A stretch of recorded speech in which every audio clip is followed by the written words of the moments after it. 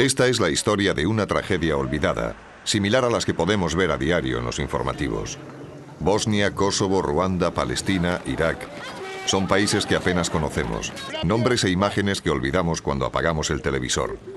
La muerte y el horror pasan a diario ante nuestros ojos sin dejar huella.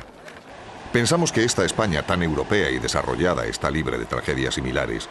Sin embargo, décadas atrás, el odio y la barbarie se desataron entre nuestros abuelos como nunca antes se había conocido en este país. El resultado fue una guerra civil que causó 500.000 de muertos, otros tantos exiliados y una férrea dictadura de 40 años. Este documental es una muestra de lo sucedido en esa guerra. Con él queremos recuperar una parte de la memoria perdida de aquellos años.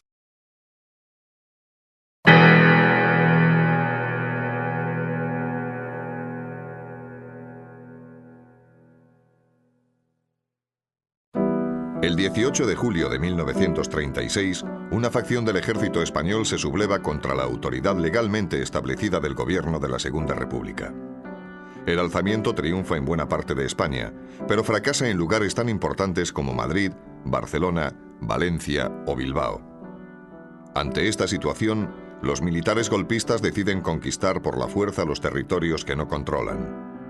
Ayudados por aviones alemanes, transportan a la península el contingente militar del norte de África. Son las tropas más preparadas del ejército español, al mando del general Franco.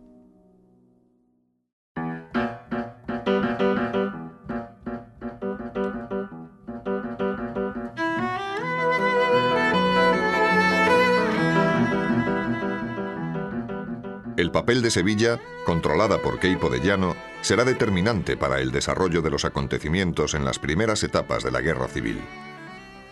Una vez que triunfa el golpe en Sevilla, ellos saben que es cuestión de tiempo, ¿no? Y en menos de 24 horas tienen allí ya las fuerzas africanas, que eran fundamentales para lo que querían hacer, porque sin esas fuerzas no podían hacer nada. De hecho, todavía sin controlar la ciudad de Sevilla, ya tienen allí a los moros y a los legionarios que se los mandan, empiezan a llegar a Cádiz en la madrugada del mismo domingo 19 de julio. El 2 de agosto, 15 días después del alzamiento, parten de Sevilla las primeras columnas hacia Madrid al mando de Castejón, Asensio y Tella. La ruta elegida discurrirá a través de Extremadura, utilizando la milenaria Vía de la Plata. Hay una serie de columnas, 2 columnas en concreto, que suben desde Sevilla con dirección a Mérida, como fruto de la primera orden militar de la Guerra Civil. Esas 2 columnas, una de ellas está comandada por el comandante Castejón y la otra por el teniente coronel Asensio, y van subiendo en dirección a primero Monesterio, Zafra y Mérida. Por lo que ahora es la carretera nacional y la Vía de la Plata, ¿no? Las tropas nacionales llevan la consigna de proceder a la ejecución sistemática y organizada de todos aquellos implicados con la República, así como con sindicatos, partidos y organizaciones de izquierda en los pueblos tomados. Así lo testimonió el general Mola. Hay que sembrar el terror. Hay que dejar sensación de dominio eliminando sin escrúpulos ni vacilación a todos los que no piensan como nosotros. Una vez que se supo lo sucedido durante el avance de la columna Madrid, a estas personas no les quedaba otra salida que la huida o la muerte.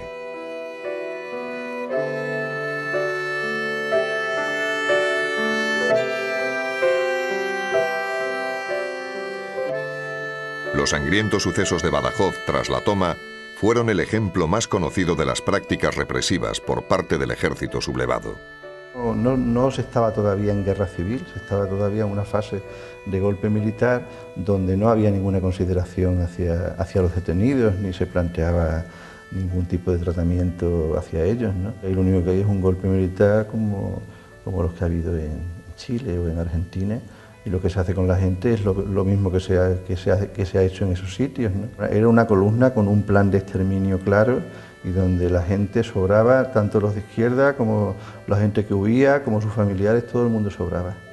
Lo que se demuestra pueblo a pueblo es que traían un plan establecido por el cual tenían que imponerse por el terror.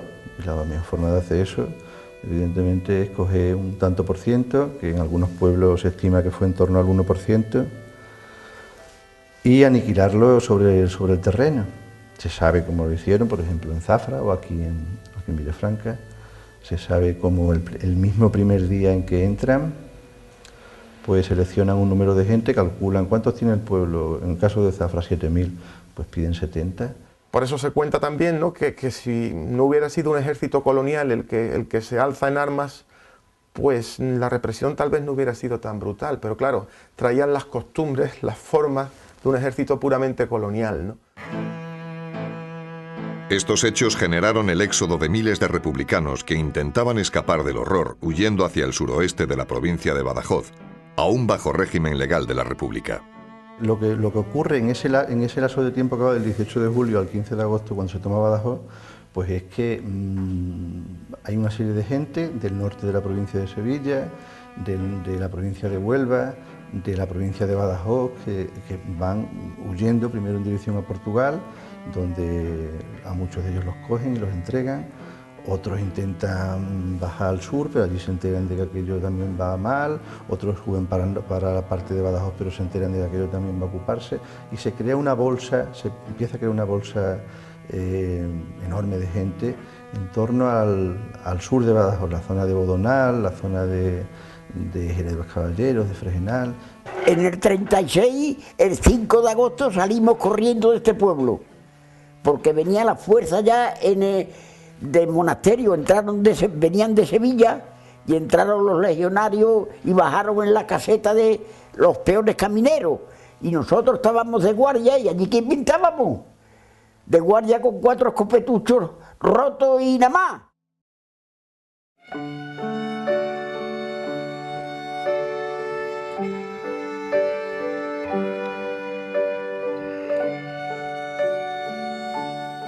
Nosotros nos fuimos a Valencia el Ventoso y de ahí de Valencia el Ventoso anduvimos para allá, para Burguillo, y con idea de meternos en Portugal.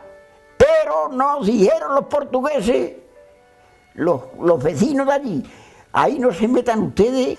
Digo, pues entonces para atrás otra vez. Y continuamos en Valencia a lo menos 20 días. Allí nos daban de comer y todo, los compañeros. Cuando Badajoz se toma, a partir del 14 de agosto, la situación cambia radicalmente y a mal, porque ahora no solo están cercados por 2 de los lados, por un lado la frontera portuguesa, por otro la carretera nacional, sino que también están cercados por el norte y por el sur, porque Huelva había sido tomado, con lo cual se produce ahí una situación de embolsamiento. Una situación similar se desarrolla en el norte de la provincia de Huelva. Durante la República, la zona minera de Río Tinto y Nerva había sido un foco importante de partidos y organizaciones de izquierda.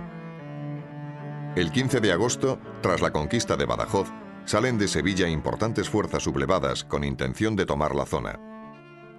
La acción militar en el norte de Huelva provocó el exilio y la huida de miles de personas, primero hacia el todavía republicano sur de Badajoz y después hacia Madrid. En este éxodo destacaron varias columnas de mineros bien pertrechadas, entre ellas la llamada Columna Espartaco. Y en la cuenca se había un núcleo socialista muy importante, y luego sí había, que es lo más llamativo quizás, un núcleo anarquista importantísimo también. Queipo ve la importancia de la zona minera de Huelva y de la parte de la sierra. Entonces hacen una gran operación del mismo nivel y de importancia similar a la que se hace aquí en Badajoz, que es que a la par que entra la columna Redondo por el norte, entra otra columna al mando de un capitán de infantería que se llamaba Álvaro Rementería, entra por la parte de las minas, desde la parte de Sevilla, y desde la parte sur de Huelva entra otra columna también al mando de otros militares, ¿no? Entonces, bueno, entran las 3 a la vez, ocupan la cuenca, solo que en la cuenca no había resistencia alguna porque no tenían armas. De allí salen varias columnas que llegan con éxito a Madrid y salen en los días previos a la llegada de todas las fuerzas estas. Hay una que sale que es anarquista solamente, que era la columna Espartaco, y logra salir de la provincia de Huelva, va en dirección a Castuera y llega a Madrid perfectamente y sin ningún problema. Cuando las cosas vienen mal dadas y cuando empiezan a perderse posiciones, esos mineros buscan la salida. ¿Y por dónde la buscan? Evidentemente, el único sitio que le queda es la provincia de Badajoz, ¿no? No venían casi gente de fuera ninguno, no vinieron nada más que uno que le decían los mineros, ahí de la provincia de Huelva, y esos pasaron la columna esa, pasó antes que nosotros.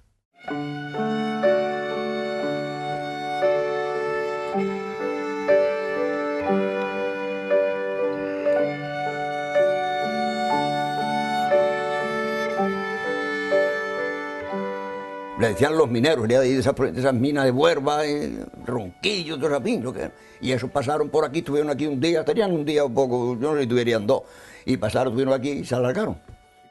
Al paso de las columnas, muchos extremeños se unen a ellas intentando escapar. Una columna hace escala en Valencia del Ventoso a principios de septiembre, en dirección a Castuera. La columna anarquista esa, en el camino, esa columna se llamaba Columna Andalucía y Columna Espartaco. Y cuando pasa por Extremadura, pasa a llamarse Columna Andalucía-Extremadura, por la cantidad de gente que se le va uniendo, ¿sabes? Los mineros de Río Tinto estaban allí cargados de bombas de mano y todo, con sus macutos y todo de bombas de mano y fusiles ametralladores y de todo. De todos los pueblos, de todas las comarcas, de estos alrededores habíamos gente. Pasamos por la acera de los... Estaba la Guardia Civil allí en la acera, era en el verano. Y pasamos por allí, como el 5 de agosto que salimos de aquí. Y salimos de allí y los tunos, pues no nos dijeron ni pío, nos vieron pasar. Pero luego de que pasamos ya todo, se liaron a tiro con la cola. Mira, empiezan a tirar los civiles para allá y nosotros en medio de los fuegos y los delante que iban los mineros para atrás. Nosotros pasamos las balas zumbando por encima, nos tiramos a un barranco y de que ya se acabó el tiroteo, ya a las 2 horas o más. Entonces salimos en busca de Llera y nos fuimos a Llera, tuvimos la suerte que fuimos a Llera. Como 2000 y pico, tío, que íbamos. 2000 y pico. De Llera a Madrid fuimos a parar. El cerco de los sublevados se va cerrando en torno a las comarcas de Jerez de los Caballeros y Fregenal de la Sierra. Todos los pueblos del lugar se ven desbordados ante la llegada de miles de personas en desbandada. Alojar y alimentar a tanta gente se convierte en un problema vital. Dormíamos repartidos por las casas. En Valencia del Ventoso yo me quedé en casa de un pariente de Benito. Hombre, con el miedo que teníamos no nos atrevíamos a salir ni a la puerta de la calle, ¿no? Allí una familia que sería divina y también quizás cuando nos llevaron allí que serían también de socialistas. Y las pobres pues también tenían miedo y allí nos ampararon y lo poquito que teníamos, los comíamos, nos daban. Y por 4 vacas, ¿quién tenía 80 vacas? Para darle de comer al pueblo los que venían, a ver. Eso es lo que se hizo aquí en el pueblo, nada más. 4 vacas y ya está. Yo sí vi a muchísima gente a cada momento.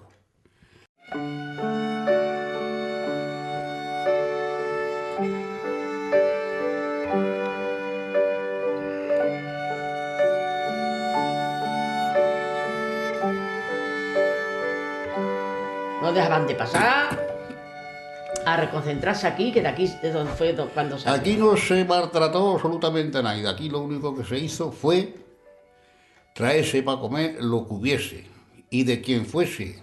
Otros optan por la frontera de Portugal para huir, obviando la afinidad del régimen portugués con los sublevados, que no ofrecía garantías de acogida segura. Semanas antes, durante la toma de Badajoz, el ejército portugués entregó a las tropas nacionales a todos aquellos republicanos que se habían aventurado a cruzar la frontera. A pesar de estos antecedentes, muchas personas de la Bolsa se internaron en Portugal. Primero fueron confinados en un campo de refugiados y después, gracias a la intervención del comandante Seixas, fueron embarcados en el buque Nyassa y llevados a Tarragona. Con su actuación, el militar portugués salvó la vida de 1.435 personas, arriesgando su propia carrera militar. Bueno, casi toda la gente que va en el barco eran gente había el núcleo fuerte era de Badajoz, de ahí de la parte de Oliva, de Jerez, de toda esa zona, y también había gente de Huelva, de Sevilla y de Badajoz, de la parte más arriba de Badajoz, ¿no? Eran 1.500 personas en total. Eso es algo inusual. Lo normal que hacen es devolver a la gente para que se las cargaran. Lo del barco viene por la historia del teniente portugués, que es el teniente Augusto Seiza, que es el que protege a aquellos dos grupos de 700 una y de 300 a 400 otro grupo, que es el que mantiene con vida a esa gente y con lo cual crean un conflicto diplomático en el que también interviene la embajada española y todo eso, que son los únicos que salen con vida de todo el problema aquel, ¿no? El 14 de septiembre caen Segura de León y Burguillos del Cerro. La suerte estaba echada para el resto de pueblos de la Bolsa republicana. Ese mismo día, un gran contingente de personas se desplaza desde Jerez de los Caballeros hacia Fregenal de la Sierra.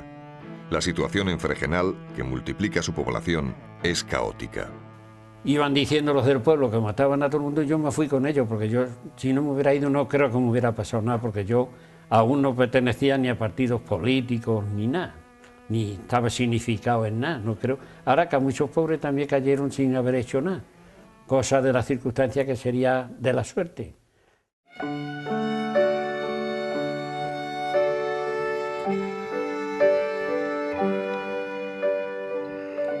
Y entonces pues nos fuimos a Fregenal de la Sierra.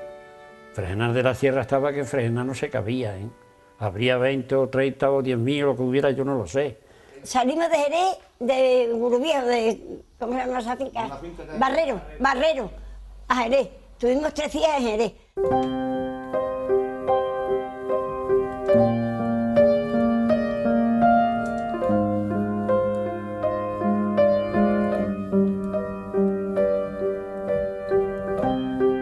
Nos dieron una oveja para comer. Allí. Y luego de allí salimos y ¿sabes de dónde iríamos a parar? La mañana del 15 de septiembre amanece con miles de personas hacinadas en la estación del tren, desesperadas por encontrar una salida de la ratonera. La ruta a seguir estaba ya decidida. Intentarían llegar al enclave republicano de Azuaga, aventurándose a cruzar la Vía de la Plata, cerca de Fuente de Cantos. Una vez en Azuaga, el camino hacia Madrid estaría abierto. La idea era utilizar vías de comunicación secundarias para pasar inadvertidos. Pretendían cruzar el territorio enemigo recorriendo unos 100 kilómetros de caminos. Venían toda la gente, con palos, cada uno traía unas herramientas a la mano, los pobres nada, que venían aquí a coger la columna, que la columna salía de aquí de Fregenal. De Segura, voy a decirte una cosa, de Segura por poco que fuera, fueran unos 500 o 600 personas, o más. Y el día 14 aquella noche, pues nos fuimos para Fregenal. Y entonces salimos el día 15. Un desplazamiento de personas de esta magnitud no es algo que ocurra accidentalmente. Todo fue organizado por dirigentes socialistas de la provincia de Badajoz. Las decisiones más importantes sobre el futuro de la columna se tomaron en una asamblea celebrada en Valencia del Ventoso a principios de septiembre. En la reunión participaron figuras republicanas y socialistas de cierta relevancia, como el diputado en Cortes Sosa Hormigo, el alcalde de Zafra, José González Barrero, Lorenzana, alcalde de Fuente de Cantos, o José Francisco Gómez, secretario del Ayuntamiento de Almendralejo. Algunos de ellos formarían parte días después de la columna.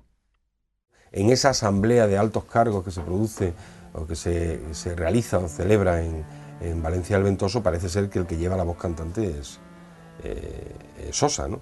Sosa era un dirigente de Barcarrota, era un diputado socialista y por tanto ahí iba buena parte de la dirigencia de izquierdas de los pueblos del sur. Pues sí, se reunieron bastantes, de aquí de Zafra se fueron a Valencia, se reunió bastante gente en Valencia. Mi padre fue el último día estuvo en Zafra.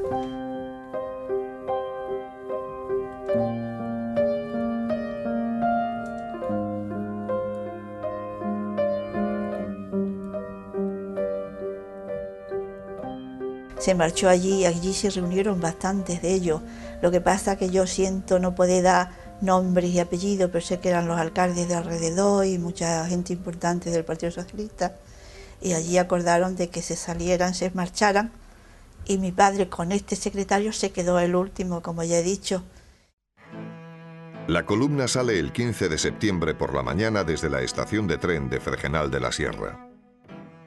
El papel de los guías era clave en el recorrido por caminos en territorio enemigo. Cualquier decisión equivocada podría significar una catástrofe. El número total de integrantes de la columna nunca lo sabremos. Los primeros historiadores que trataron el tema, Francisco Espinosa y José María Lama, hablan de unas 8.000 personas. Este número da nombre a la expedición, la Columna de los 8.000. La mayoría de sus miembros eran personas sencillas que huían de sus pueblos por sus ideas políticas. También mujeres y niños.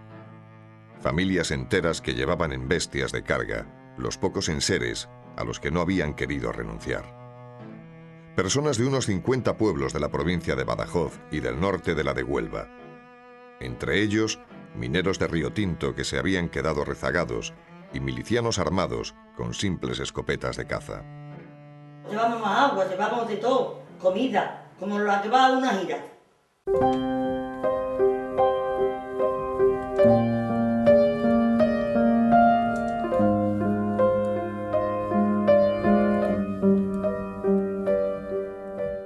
Todos que íbamos a montarnos una bestia, andando, vine para acá, pero para allá voy a montar. Para allá iba a montar para acá. Lo menos 12 o 14 horas andando gente, pasando gente por el camino. Iría gente, vamos yendo la gente por el camino. Y no iban tan claros, que iban amontonados. Y andando, niños chiquininos, las mujeres embarazadas. ¿Te cuenta para ir andando para llegar allí? Sin comer, sin beber, y para adelante, y de todos los pueblos se agregaban, porque van a venir aquí también, y se agregaban hasta que se formó una columna grande.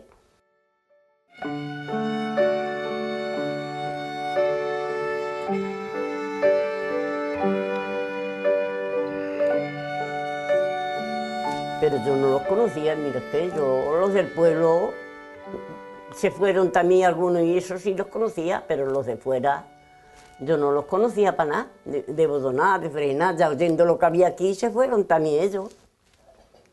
Eso fue gordo, claro. Antes de llegar a Segura de León, la columna se interna en la Cañada Real Leonesa Occidental, en dirección a Fuente de Cantos. Nosotros salimos de Frená por una finca que le dicen Los Arales a salir a la ribera y ya atravesamos el Bodión y ya pues al poco tiempo, a los 2 kilómetros, a los 3 o 4 kilómetros, pues estaba ya la carretera y ya pasamos Fuente de Cantos. Un problema importante era cruzar la Vía de la Plata. El lugar elegido está a pocos kilómetros al sur de Fuente de Cantos. Cruzaron de noche para evitar posibles refriegas con los nacionales. Resulta difícil creer que en un paisaje totalmente llano como este pasara inadvertido el avance de tal número de personas. Eso tenía que verse, los raros que lograran pasar por la carretera general, cómo lograron pasar por la noche, sí, pero son mucha gente, 8.000 personas andando. Pues la carretera tenía una serie de vigilancia cada cierto momento, cada cierto espacio. Entonces, ¿cómo pasó esa gente, ¿no? Pasamos por la carretera de Fuente de Cantos, pasaron 3 o 4 coches y cuando iba pasando la columna. Tras cruzar la Vía de la Plata, la columna se interna en La Senda, un conocido camino que atraviesa de oeste a este los términos de Montemolín, Puebla del Maestre y Llerena, a través de un paisaje de dehesas. El efecto visual que producirían miles de personas avanzando por el camino debería de ser impactante. Lo primero que se veía de la columna era una gran nube de polvo provocada por la sequedad del terreno en época estival. El avance estuvo marcado por las tremendas dificultades padecidas. El principal problema era la falta de agua. Había sido un verano caluroso y los arroyos y charcas estaban secos. Atravesaron varios cortijos importantes como Gallicanta o el Puerto del Águila, donde consiguieron provisiones. A pesar de las dificultades, se avanzaba a marchas forzadas. Sin comer, sin beber, sin dormir, sin nada, eso sí. Para beber, yo que sé cómo las pasábamos, en cualquier barranco, no sé si eran barrancos, yo ya no me acuerdo. Nada, todos con miedo, todos con miedo. Yo, gracias a Dios, no era contraria. Yo era una niña, no sabía nada. Iba donde van toda la gente y ya está. No se hablaba nada más que mucho miedo para adelante y ya está.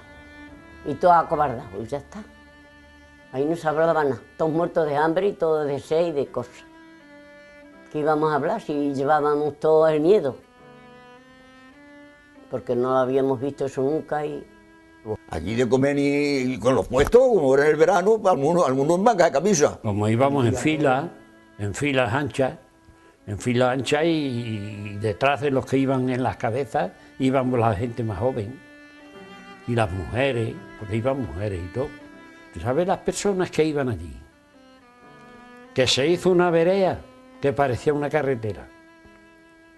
¿Iría gente? Sabían el peligro que corrían. Para hacer frente a posibles ataques, la vanguardia estaba compuesta por milicianos armados, un armamento irrisorio, escopetas de caza, fusiles y alguna bomba de mano de fabricación casera. ¿Armado? ¿Las alpargatas? ¿Qué armamento íbamos a llevar? 4 latas que habían hecho ellos. ¿De qué iban a tener los mineros y al pobre lo mismo corriendo de sus pueblos? Armamento de bombas ni nada, eso no. Aquí los 4 fusiles que había, que los habían quitado a la Guardia Civil, y las 4 escopetas, ¿qué iba a haber? Armamento ninguno. Más 4 escopetas, nada, gente, íbamos allí, a ver si nos podíamos salvar corriendo de la quema. Otra cosa no. El desplazamiento de semejante masa de personas era conocido por los mandos nacionales de Sevilla, encabezados por Queipo de Llano. A pesar de que sabían perfectamente que era una columna de fugitivos, decidieron atacarla como si de un ejército regular se tratase. Tenían conocimiento del limitado armamento que llevaban. Simplemente debían elegir el lugar apropiado y el momento del ataque para acabar con ellos. Eso hay documentos que prueban que estaban informados desde la Capitanía de la Segunda División, estaban informados de que esa columna estaba ahí, de que no era problemática, porque incluso habían recibido informes del armamento que llevaba y decían, bueno, lo sabían perfectamente. ¿Por qué? Porque sabían que esa columna nada más que tenía el armamento del cuartel de la Guardia Civil de aquí, del cuartel de la Guardia Civil de allá, de los carabineros de aquí, entonces sabían que en total no podía tener más de 30 o 40 escopetas, ¿no? Con lo cual poca cosa podían hacer, ¿no? Un avión que pasó, pero eso fue de día, ¿eh? El avión ese ya era el que les venía informando del avance de la columna esa. Hay varios informes, se conservan varios informes que pone, hay una masa, una columna enorme que va avanzando por tal zona, y eso lo sabían porque se veía desde arriba, ¿no? Como no se iba a una masa de varios miles de personas, ¿no? Las fuerzas nacionales encargadas del ataque estaban compuestas por una compañía del Regimiento Granada, reforzada con guardias civiles y falangistas.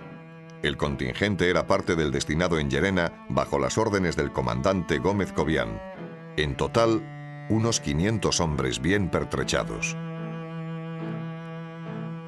A pesar del superior número de milicianos, poco podrían hacer las escopetas de caza frente a ellos. Y por eso iba yo delante, pues llevaba aquel escopetucho que no valía lo mismo para nada, o valiera o no valiera, yo no sé si valía, pues yo no había tirado yo no había visto más que las escopetas de los cazadores, yo no había tirado un tiro en mi vida. Bueno, era cuestión de decidir dónde lo hacían la encerrona, que se lo hacían al salir, por la mitad o por donde quisieran ellos, ¿no? Entonces, bueno, lo planean y deciden que el mejor sitio es allí entre Fuente del Arco y Llerena, ¿no? Nosotros vivíamos en una huerta a la salida del pueblo. La huerta que hoy está más acá de la piscina. Y claro, yo entonces, pues tenía 14 años, me enteraba de muchas cosas, porque es que allí estaba el cuerpo de guardia que tenían los nacionales, ¿no?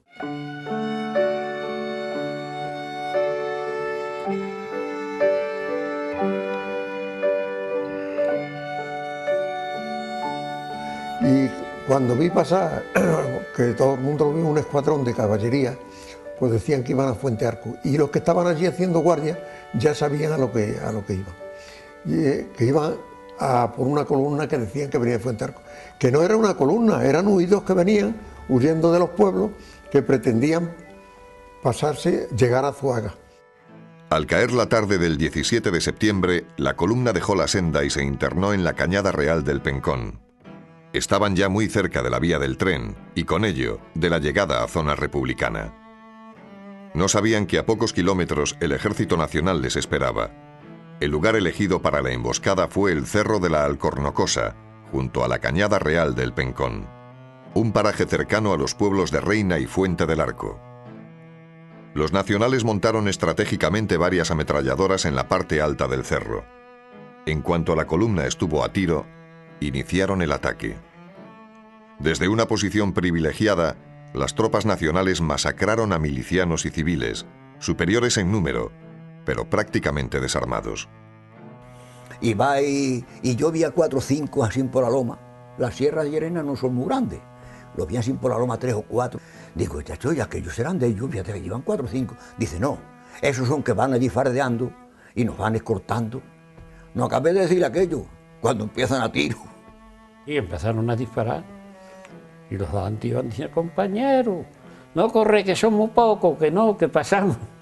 Pero allí se formó la gorda, aquello era horrible.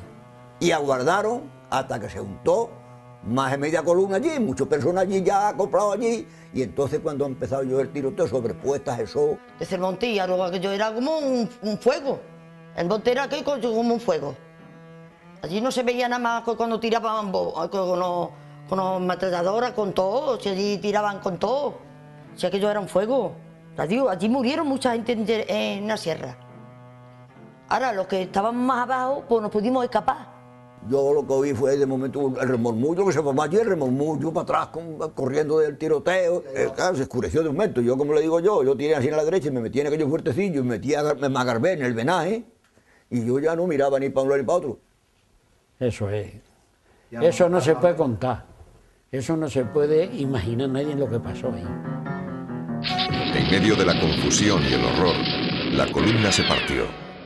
Unos lograron pasar, otros, los más retrasados, pudieron dar marcha atrás.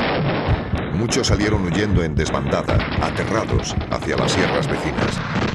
Amigos y familiares que se separaron en ese momento no se volverían a encontrar en la vida. Mi hermano, mi tío, todos, la familia íbamos todas juntas. Claro, a formarse la guerra y a empezar los hechos, pues se desaparecieron mis hermanos para un lado, mis tíos para otro. Mi padre el que se vino con mi madre y conmigo. Porque ellos no sabemos si lo habían matado o si no lo habían matado.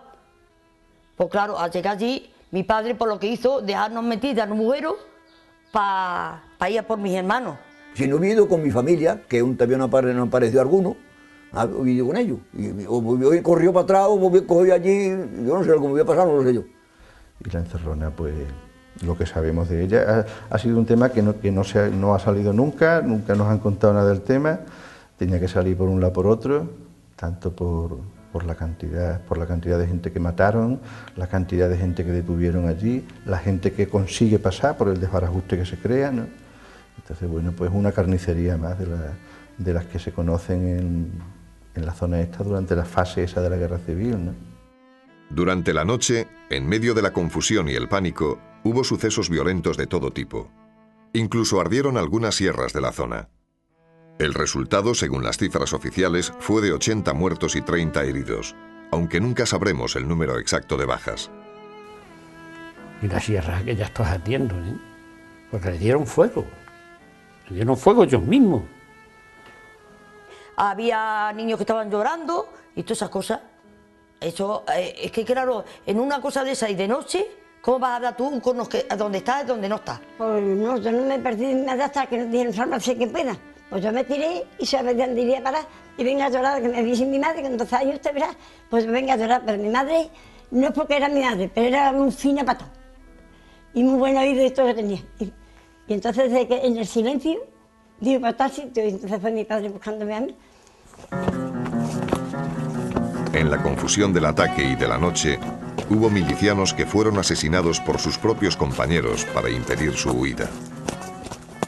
El miliciano ese, pues le digo, dice, vámonos, para adelante. Dice, no, yo no me voy, porque voy en busca de mis hijos y que tengo ahí mi mujer con mi hija y yo no me voy, yo con mis hijos no me voy a ningún sitio. Entonces agarró y va y lo mató. Entonces fue cuando ese Malos Pelos, Francisco Malos Pelos, llegó y empezó, Antonia, Antonia, salió mi madre, dice, ¿qué ha pasado? Dice, vámonos ya, que a tu marido lo han matado. Mi madre venía detrás de mí, pero cuando yo me di cuenta, mi madre se había desaparecido. Pero como era de noche, yo lloraba que volvieran a por ella. Pero mi madre creo que fue a echarle una manta a mi padre, porque llevaba la manta en la mano y allí la cogieron en la sierra. La suerte para los sobrevivientes de la columna fue dispar. Unos consiguieron pasar la línea de ataque y otros decidieron retroceder. Quienes continuaron la marcha tenían como objetivo cruzar la vía del tren, situada a 2 o 3 kilómetros del lugar de la emboscada. Aquellos que lo conseguían llegaban a zona republicana y acababa el peligro. Sin embargo, los nacionales les tenían reservada una última sorpresa. En la vía estaba emplazada una máquina de tren y 2 vagones con soldados disparando contra todo aquel que intentaba cruzarla. A pesar de ello, un goteo constante de personas consiguió pasar y llegar durante esa noche y los días siguientes a Valverde de Llerena y Azuaga. Muchos mal heridos y todos agotados. Y nosotros seguimos para adelante 4. Y a mí me llevaban, vamos, hombre, voy a decir me llevaban, no me llevaban, pero yo quería quedarme detrás y dije, no, niño, tú te vienes con nosotros para adelante. Y pasamos los primeros. Los 4 primeros que pasamos aquella noche cuando el tiroteo. Pues te hacía aquello, ¿qué es esto? ¿Qué es? Vamos, y te asustaba porque oías allí el eco que como íbamos metidos en la vaguada de la sierra, pusieron una máquina con 2 vagones. Cuando la sentimos, llegamos al puerto, ya de donde ellos habían estado dando el tiroteo, uno más a la derecha, y pasaba la máquina y iban 2 o 3 por las ventanillas, iban por si pasaban algunos. Y nosotros, claro, desde el momento que pasaba ya la loma de la sierra, como son sierras chiquitillas, luego había ya una viña y estaba la vía. Y ya de la vía para allá decían que aquello era ya de la otra parte. Nosotros estábamos escondidos, ya te digo, como en una ribera y pasaban mucho por las veredas con caballos. Y nosotros escondidos de día y de noche andás. Pero mi primo Juan me cogía, Francisco, ¿sí, hijo o no? Y yo ya me quité hasta las botas porque no era capaz de andar con los zapatos. Nosotros éramos unos 18 o 20. 6 o 7 éramos de aquí del pueblo. Pero luego pasó mucha gente por otro lado. 8 días en pasar. Y porque nos pasó un pastor. Ya de noche, una noche, ya vimos una luz. Y nos fuimos a la luz y era una choza. Y estaba un pastor y dice, pues voy a pasar, hombre. Ya estáis muy cerca. Nos pasó en 1 hora, más o menos de 1 hora, y cuando pasamos ya de la vía, nos dice, irse ya para adelante que ya ahí no tengáis miedo. Y ahí le dimos cada uno lo que pudimos. Yo le di mi reloj. Digo, toma ya, ¿por qué? Para que lo tengas de recuerdo. Entonces íbamos a venir una mujer en un burro. Digo, coño, ahora vamos a preguntar a esa mujer. Ya era de día claro, bien claro. Y ya de Valverde de Llerena, como ya sabían ya lo que había pasado en las sierras esas, pues venían algunos a caballo, pues si tenían que coger una persona que viniera cansado, o con algún tiro que lo hubieran dado y viniera herido, en fin, ya pasaron. Y vamos, nos pasamos mucho pasamos para allá, mucho. Y ya nos juntamos en Valverde de Llerena y dice, chacho, vámonos a Azuaga. Bueno, pues aquel mismo día ha pasado un tren ya para Madrid, pero un tren de mercancía, pero cargado de... Allí nos juntamos 2 o 3 mil personas. La suerte de quienes retrocedieron no deja lugar a dudas. Durante la noche, en medio de una desorganización generalizada, grupos desarticulados se desperdigaron por las sierras vecinas sin conocer el terreno y sin saber a dónde ir. Su futuro era incierto. Si regresaban a su pueblo, en la mayoría de los casos les esperaba la muerte. Algunos estuvieron meses vagando sin rumbo fijo. Avanzaban de noche y se escondían durante el día de las partidas de guardias civiles a caballo que les acosaban incansablemente. Como resultado de continuas refriegas, muchos perdieron la vida y otros cayeron presos. Muchos se vinieron para el pueblo, muchos, pero ¿sabes esa? Se vinieron muchos para el pueblo. Y otros los cogieron a muchos prisioneros. De los que volvieron, murieron muchos aquí luego después. Casi 8 días sin comer, sin beber y sin nada. Andando lo que perdíamos de noche lo andábamos de día porque no sabíamos. Veníamos con personas mayores de Fregena también, que menos más, que sabían más los caminos que nosotros. Total, que nos encajamos aquí. Y se escapó de la columna, se escaparon 12. Y en la ribera de Ardila, allí se estuvieron lavando los pies. Y entonces desde el castillo, por lo visto, que lo vieron, Lo vio la Guardia Civil y el Falange. Fueron con los caballos y lo mataron y le prendieron fuego. Ni porque decía Virgen de los Remedios, ni por nada del mundo que era inocente. Esos fueron quemados y ya. Digo lo que es, la verdad. Que era un niño. Mamá, los 3 que me veían conmigo, los que me traían en brazos y otras veces andando, que estuvieron quitándome pinchos por lo menos una semana. Que cuando me se remaba los pies tenían todavía los agujeros, los pinchos que traía. No, que yo no, nada más que los 3. Y cuando ya digo que de noche andaban, pero de día escondía. En las zarzas donde podíamos estar.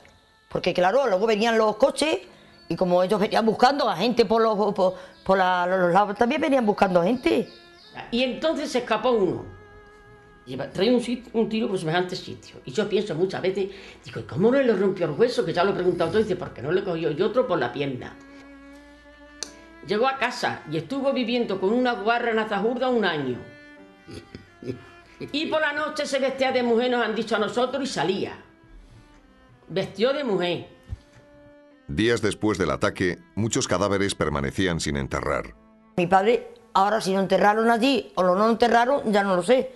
Porque ¿dónde iban a meter tantísima persona que había?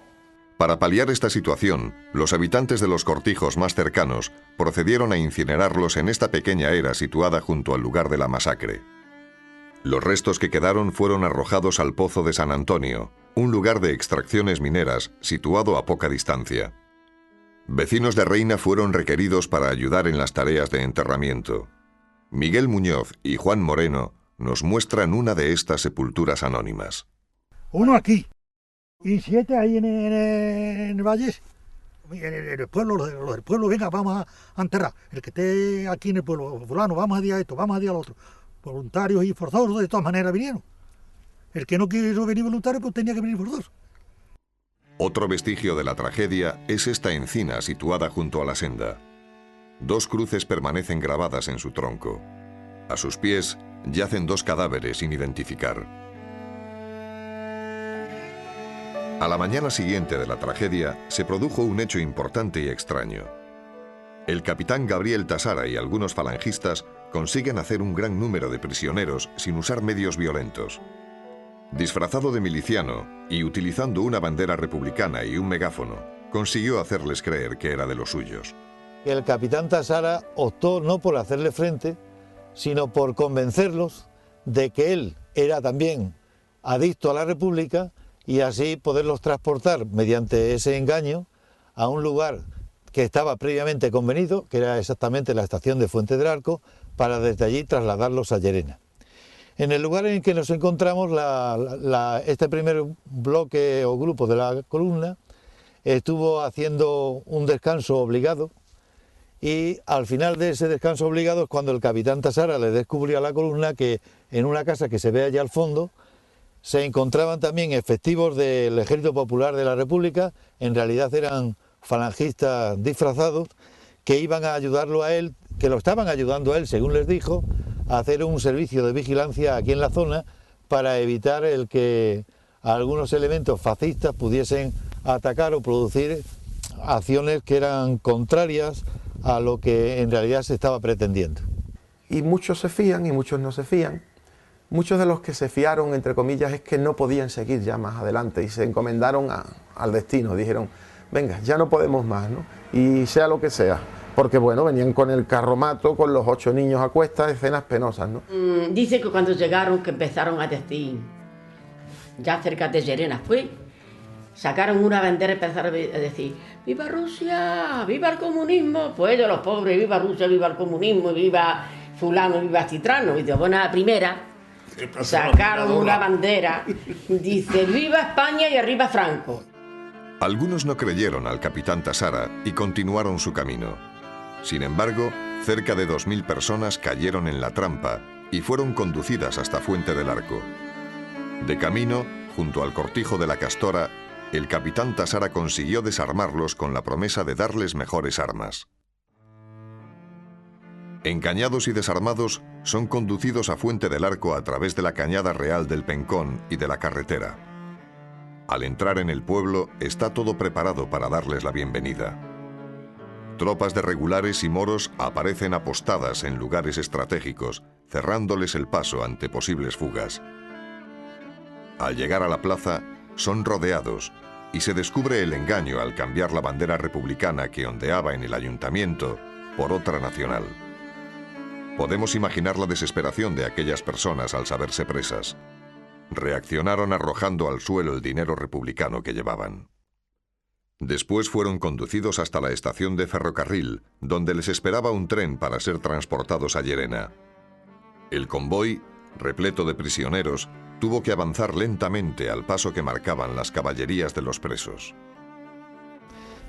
Fueron trasladados en un tren que al lado del tren, o sea, en el tren iban las personas, mujeres, niños, jóvenes y personas ya de cierta edad, y luego los animales que traía este primer bloque de la columna, mulas y caballerías, iban andando al lado del tren, que iba, nunca mejor dicho, a paso de burro, hasta que llegó a la estación de Llerena.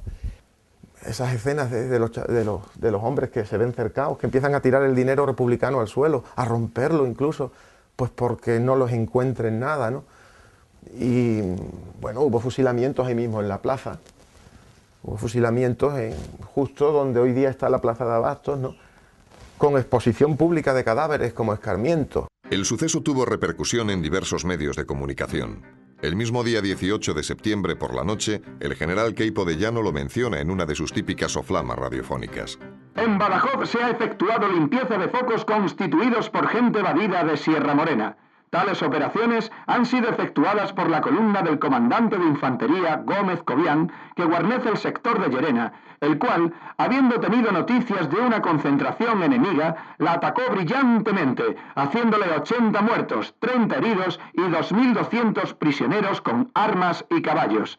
Es decir, que esos milicianos, como son tan valientes, siendo en número de más de 2.300, se dejaron derrotar y capturar por fuerzas compuestas por no más de 500 hombres.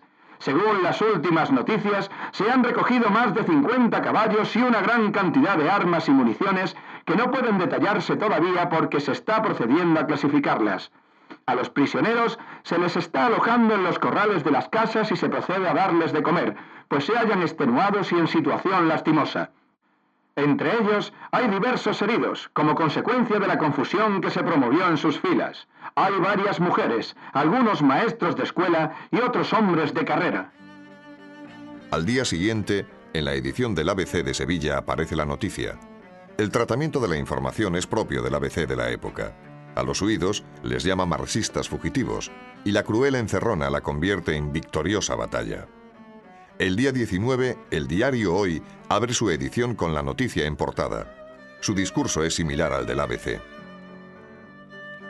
Una vez en Llerena, las autoridades se enfrentan al problema de encontrar lugares donde custodiar a semejante número de personas y a sus caballerías. Se decide utilizar la Plaza de Toros y un almacén conocido como La Maltería, situado en la avenida de la Estación.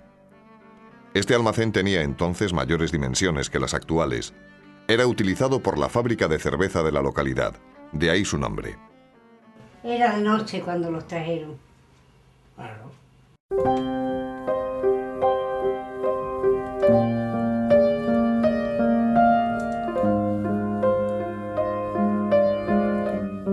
Si llenaron la Plaza Toro y la maltería de personal que había, y hasta incluso se veían, por unas puertas que tenía la Plaza Toro, pues se veían paseando por como en la rondel de la Plaza Toro, pues allí se paseaban ellos. Era muy grande, las malterías muy grandes. Ahí trabajaba mucha gente. La maltería, ahí los metieron.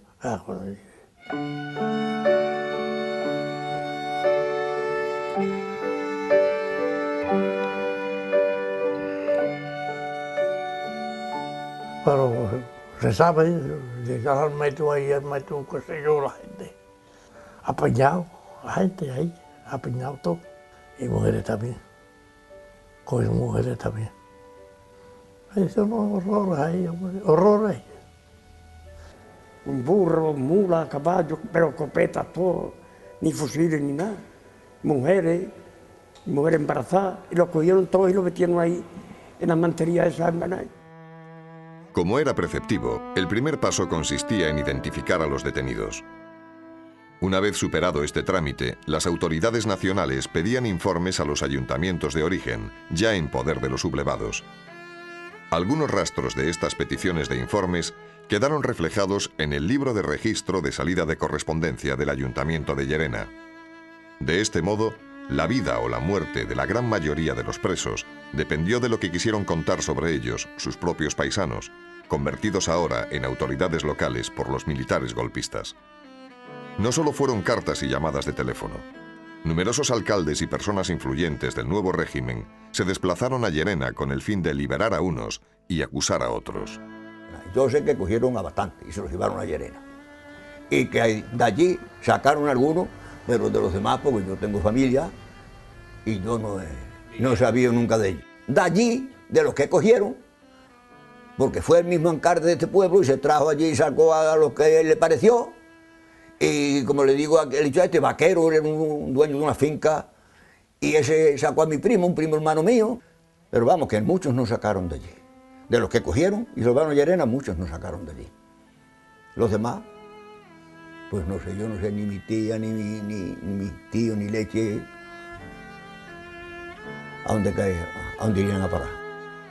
Por eso digo que no sé si alguno de aquí fue malo, porque como iban tanto a las cárceles a decir tienes que matar a fulano, tienes que matar a citrano.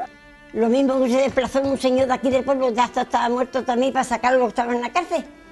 Y al no poder sacar esa, la tuvieron que matar a la golosa, la tuvieron que matar a la misma cárcel. Y cogieron dos muchachos de aquí, dos hermanos, y al alcalde. Llamaron aquí al estanquero, que era uno de los mandamás que había aquí, que lo fusilen. Del pueblo de aquí, otros señores del pueblo, pues se trajeron a mucha gente aquí y la salvaron, a uno la fusilaron y a otras se salvan. Eso fue muy duro para los que estábamos por aquí, y nosotros siendo chiquillos, ya con 12 años ya. Digo. En vez de fusilarla por allí, la trajeron aquí. La metieron en la cárcel y cuando le iban tocando, pues la iban matando. Y esa noche, pues indultaron, yo no sé qué fue cuando los de Toledo, no sé qué, que tomaron Toledo y las perdonaron. El alcázar de Toledo. Eso, y las perdonaron. De hecho, en Zafra yo tengo localizada la llegada de un camión de unas 20, 30 personas, ¿no?, alrededor del 19 de septiembre. De ese camión que llega, pues prácticamente todos son fusilados ese mismo día o al día siguiente. Son enterrados en la fosa común del cementerio, pero en el año 42 pues son sacados de la tumba de la fosa común y enterrados en un único nicho.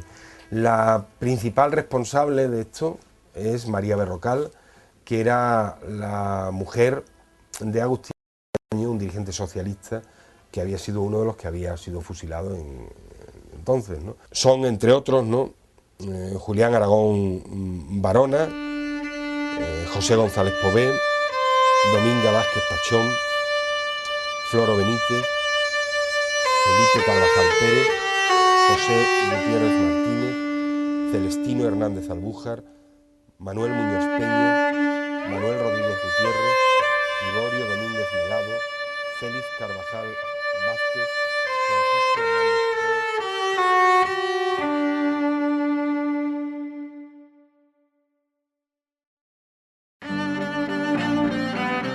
Muchos presos andaluces y algunos otros de especial relevancia fueron trasladados al barco prisión Cabo Carboeiro, anclado en el puerto de Sevilla. Lo poco que sabemos de este barco prisión es que era fácil entrar, pero difícil salir.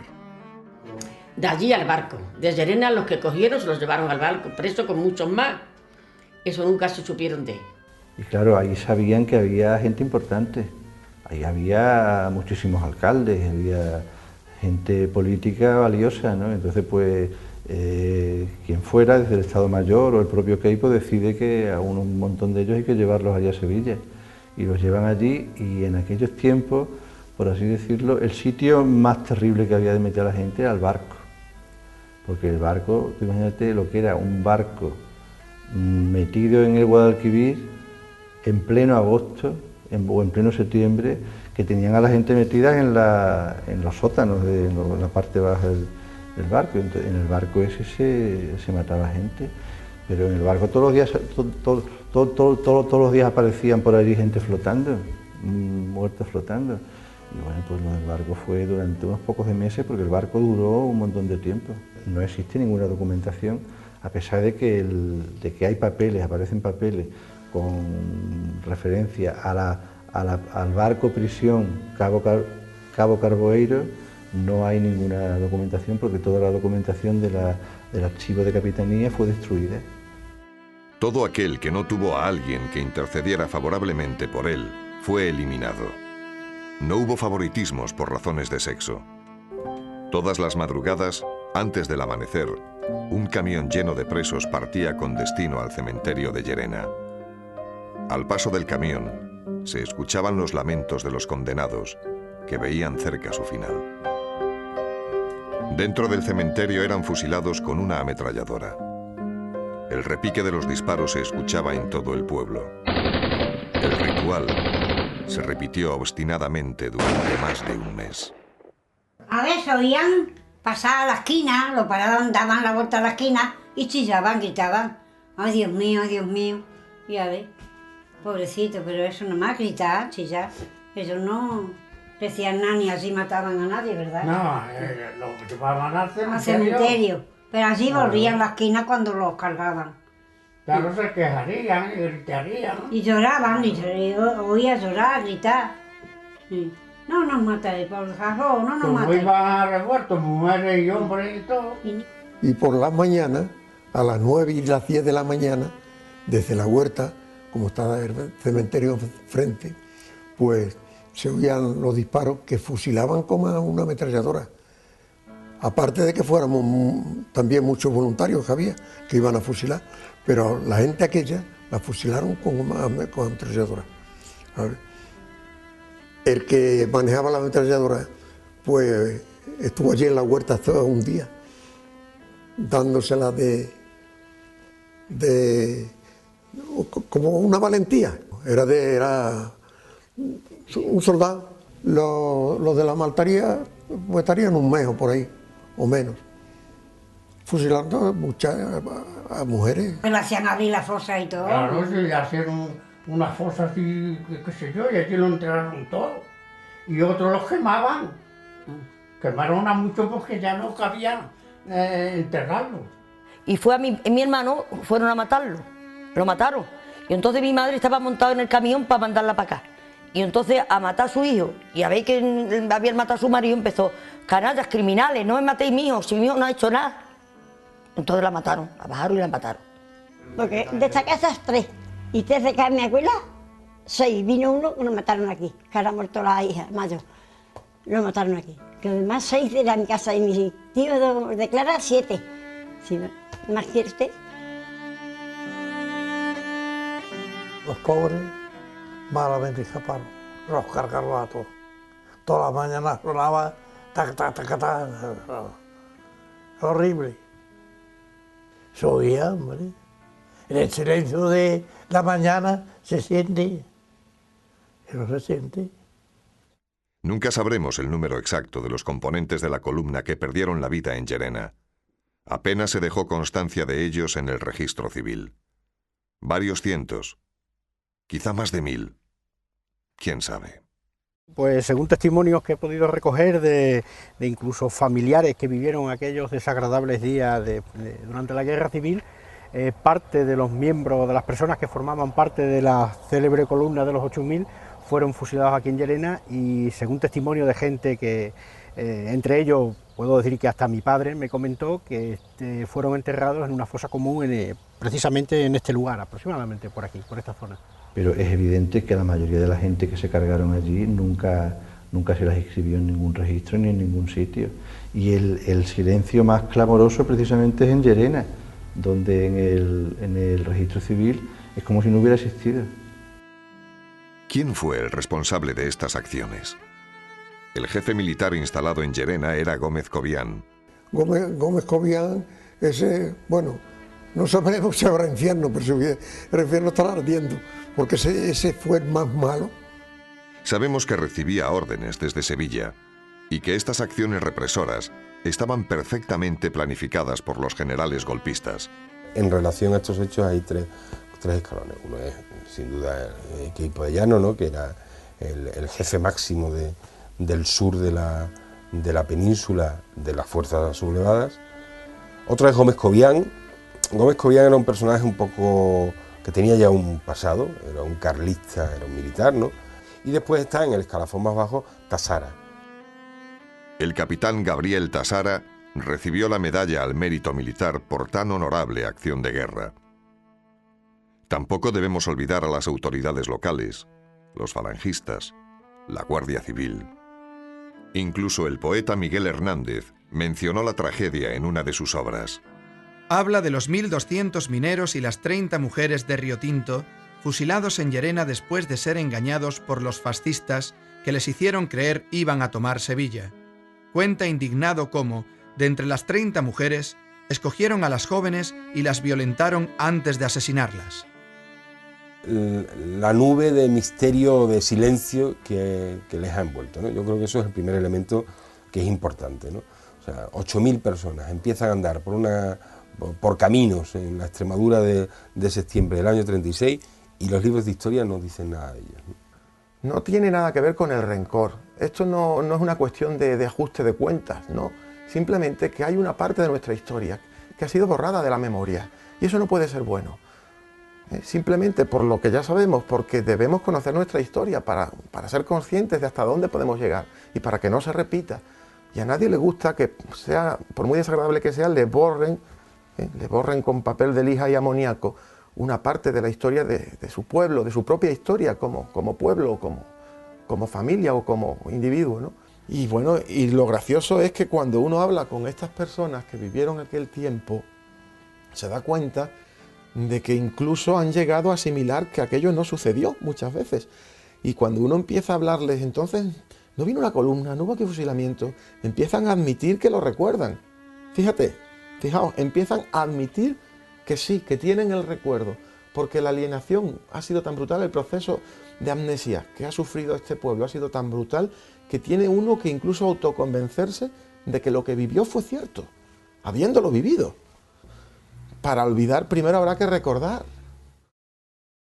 He contado todo cuanto sé.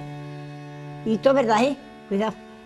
Una historia, eso es una historia. Para ponerla como es, una historia. La pasamos canuta. Eso le digo yo a mis hijas, digo, no sé cómo estoy viva con lo que pasé. Eso fue horroroso. Yo creo que no se habrá conocido otra en la guerra española como eso. Eso fue un desastre, ¿eh? Que te lo digo no porque estemos haciendo esto ni nada, como que tengo 4 hijos, que me sueño muchas veces con eso todavía.